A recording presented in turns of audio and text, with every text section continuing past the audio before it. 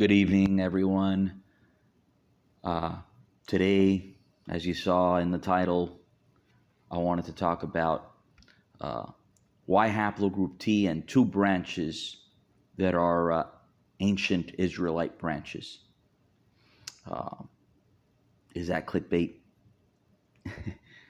Well, I don't know. We're going to go over some charts, information, and data, and you decide for yourself. I think that it certainly cannot be discarded. I'm not saying that Y haplogroup T is the original Shemitic or Abrahamic or the original Israelites. I think that, there's other haplogroups that are definitely established good candidates, right? But we're talking about Y haplogroup T, because I think that in the least it could be said that Y haplogroup T was certainly at least in the region and cannot be discarded. So let's look at some of this information. I made a chart. I have a chart with basically a tree with all the SNPs, and I only left the two branches that we're going to look at today. And what we're going to see is that these two branches that we're going to look at have been discovered at archaeological sites in ancient Israel. And both of these branches, after being found in ancient Israel, both of them have downstream descendants, SNPs downstream from them, that were discovered in medieval times Europe, one of them in Erfurt, Germany, and the other one in Norwich, England, that belonged to Ashkenazi Jews in medieval times. And I think it's important to look at this because when I started my research and I found out that I was Y haplogroup T, I thought, first thing that came to mind was, where are people that are Y haplogroup T from? Where are they from? And there's so many positions, and I think that some positions definitely are talked about a lot and don't necessarily have the data to support it. And despite that fact, a lot of people run with it. So, here's what we're gonna look at. I think first, I want to show you some migration maps from different DNA companies, because this is not because I don't say, right? There's people that say Y haplogroup T originated in Africa. Some people say Y haplogroup T originated in Europe, right? A lot of people do, actually. But I don't say that it originated in the Middle East. The data says. And some of the companies that have the most data, right, have made this determination based off of, the people that test and where they're from, and also based off of ancient DNA. On the background here of my home screen, you see a map with a bunch of dots all over. And you see that a lot of those dots are in Europe. And this map basically, as you see on the bottom of my screen, says 2060. There's over 2,000 samples. And as you see, this is ancient DNA. And what I'm trying to get at is that there's a lot of ancient DNA that has been recovered in Europe, and not a lot of T's. Not a lot of Y haplogroup T have been discovered. Some have. But the majority of Y haplogroup T that has been discovered has been in the Middle East, where there's less ancient DNA available or discovered, right? And how's that? Well, I think that that's one of the things that supports that T haplogroup originated in the Middle East. But what are the companies that have the most information? I would say is FTDNA, and another company that has Y chromosome information is 23andMe. 23andMe is one of the biggest companies right now Definitely. Last time I checked, they had over 15 million customers. If you presume that half of those are men, you could imagine the amount. They have millions of samples in there, right? And so what does 23andMe say? Let's look at their migration map. I have it conveniently set up here. And this is the website. What you're looking at here is the website. And you could see the T, Haplogroup T-M184. They placed it as emerging right in the center of the Middle East. And they show that it diversified. They believe, they point arrows going in all kinds of directions, 4 different directions. Going to the Far East, going to the Horn of Africa, migrating out of the Middle East through Egypt and through Turkey. Okay? This is 23andMe. So take a look for yourself. So I don't say, 23andMe says. And yet a lot of people say its original home is Europe or Africa. And even though we know that actually Haplogroup K really diversified in the Middle East as well, by the way. So, but anyhow, and then what about FTDNA? What does FTDNA says? And FTDNA, and I don't know if I mentioned it last time, FTDNA is the first company to offer to offer DNA testing commercially, period.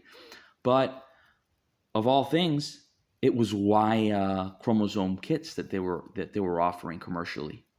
So they've been in the game for a long time, and they have a big database. It's very robust data set. And let's look. I have it pulled up. They have 2 maps right now as they've been modifying, advancing their research. So they have 2 locations on their websites where they show migration maps for Haplogroup T. I don't know which one is the latest and the greatest. However, both of them show T in the Middle East. In this example here, you see that it shows it in Afghanistan, and then they have 2 different migration routes. One going to the Far East and the other going to the Middle East and into Europe. Okay? And they have another map, which is in the Discover tool. And here in the Discover tool, they have TM184 in Iran. Oh, hang on, let me zoom in again so that they have country lines here. So you see Iran. Okay. It's within the borders of Iran, certainly near Turkey and Iraq. Okay. So that's what it shows. All right. So anyhow, I'm going to show you again the chart I made, and here it is. And I'm gonna show the list also in the Discover tool. Okay, this is what we have. These are the 2 branches that we're looking at, right? One splitting off at T-Z709, and the other one splitting off at T-CTS2860. Okay. All right. Let's see what they have to say about that in the Discover tool. Okay.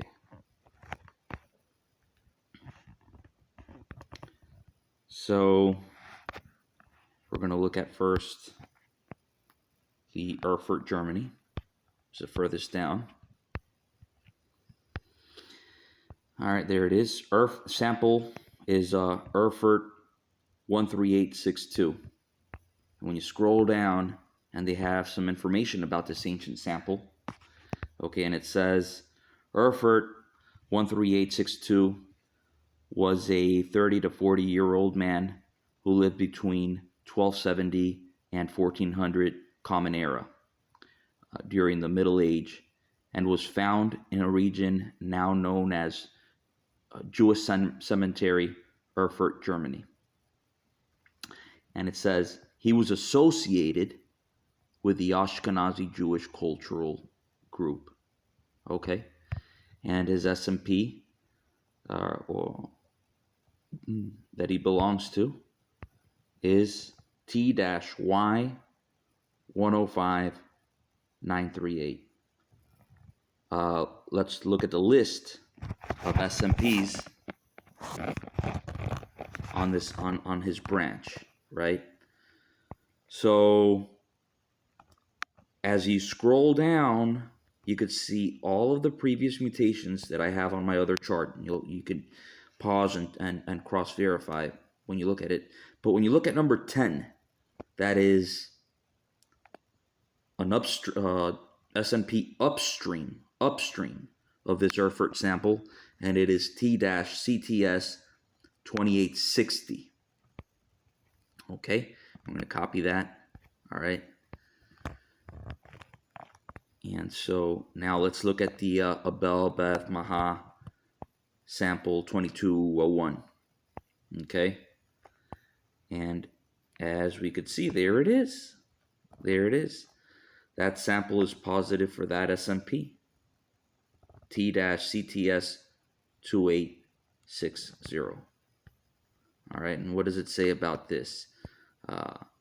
Abel, Beth, Maacah was a man who lived between 1014 and 836 before Common Era during the Levant Iron Age, and was found in the region known as Abel Beth Maacah, okay, in Israel.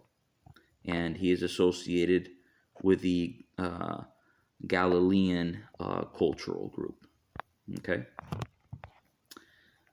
And that's exactly what we see here. And I just did it this way because I think that it's a little simpler to see. But the point is, you know, that it was found. They say that the SNP for that sample emerged the year 2800 before the Common Era. However, this sample is dated to 1014, approximately 1014 to 836 before Common Era. Okay? And it was late, you know, a downstream descendant was found in a Jewish cemetery in Erfurt, Germany. And there is the sample ID number, Erfurt 13862. That's the sample ID number of that fossil. Okay? And just for verification again, here it is. Where it says Beth Maacah 2201, that is the sample ID. That is the sample ID. You could look it up. You could Google it, whatever. All right, so now let's look at the other branch. What is the other branch? The other branch is a sample that they found in Upper Galilee at a cave called Peqi'in. And interestingly, it was found in ossuary. So there, at this, a little bit of what I read about that site was that there was they discovered estimate over 600 people buried in that cave, right? And they sequenced, of those 600, they were able to sequence and recover DNA at a high resolution for 22 samples. Of those 22 samples, 10 were males, and of those 10 males, 9 were Y haplogroup T. And this is actually a recent development that I followed up with FTDNA, that they actually revisited that because previously the sample was believed to have been in SNP, and I'll tell you right now, CTS on this one right here. It was previously labeled as T-CTS2860, which they believe emerged, that SNP, single nucleotoid polymorphism, to have emerged 6,250 years before the Common Era, right? However, they revisited it, compared to new samples, right? And they found that it is positive all the way down to this SNP. Now, this is what's interesting, okay? The sample is dated 4,500 to 3,500 before Common Era. And this sample is positive for an SNP that in the human Y chromosome tree, they believed emerged 650 years before the Common Era. And that's what I was really questioning and asking, because I don't think that both statements could be true at the same time. And I said this, if it's one or the other, and it certainly messes up the timeline of the entire tree, right? So how reliable? I mean, I think that it should be re-verified and checked, the carbon dating on this fossil. Was there contamination? Something's doesn't add up to me. But anyhow, 650 years before the Common Era certainly is the time frame of Israel, of the nation of Israel in this area. And downstream from it, we have SNP T-Y125276. And this fossil was found in Norwich, England. England. These were the Jews that were found at the bottom of the well. Okay, that's what they, you could research and find out about the sample. The sample ID number is Chapelfield 696, right? And the sample ID for the Peqi'in sample that we just talked about that you see here is literally, it's Peqi'in 1165. Okay, so let's go back to the FTDNA website and look at the Peqi'in 1165, and let's look at the tree that it plots. And this tree, as you see, it's showing a fossil, and if you look at the timeline, a fossil that is plotted somewhere around 4,500 BCE, and then they have plotted the SNP that it is positive for, at 650 BCE, which to me, again, anyhow, whatever. And these samples were found in ossuaries, right? And we know ossuaries perhaps have been used by different cultures around the world. I don't know about all of them or how frequent, even if it's that common at all. But I do know this, that in the Middle East, until they found these samples in Peqi'in Cave, there really haven't been any finds of ossuaries other than Jewish people, right? So if you find writings, this is what I ask. If you find writings that are similar to a language, right, of Hebrew, but not Hebrew, more like Canaanite, and you can call it Proto-Hebrew, then why isn't this form of burial that wasn't known to be used by anyone except Jewish people, well, why isn't this find ossuaries called Proto-Hebrew burial? I don't know. I think the argument could be made. Anyhow. And then downstream from this Peqi'in, we talked about the Chapelfield 696. That is what you saw on the other chart. And let's see what they say about this sample. So you can see for yourself what they say. Not me. This is what, not even FTDNA. This information is from the archaeologists, from the dig. Anyhow, it says, Chapelfield 696 was a man who lived between 1161 and 1216 Common Era during the medieval age, and was found in a region known as Chapelfield, Norwich, England. He was associated with the Ashkenazi Jewish cultural group and possibly the 1190 anti-Semitic Norwich massacre event. All right. So, I don't know. I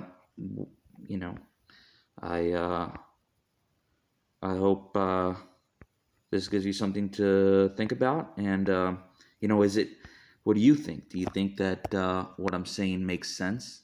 In addition to, by the way, I didn't mention, but what country has the most ancient DNA for Y haplogroup T? It's actually Israel. They have 9 samples at the Peqi'in site alone, which is actually the biggest, like literally the biggest find ever where they found the most Y haplogroup T of any place.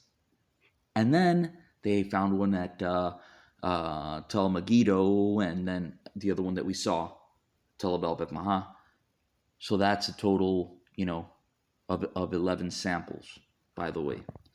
Anyhow, all right. Well, that's all I had to say. I hope you found it interesting and entertaining. And okay, good night.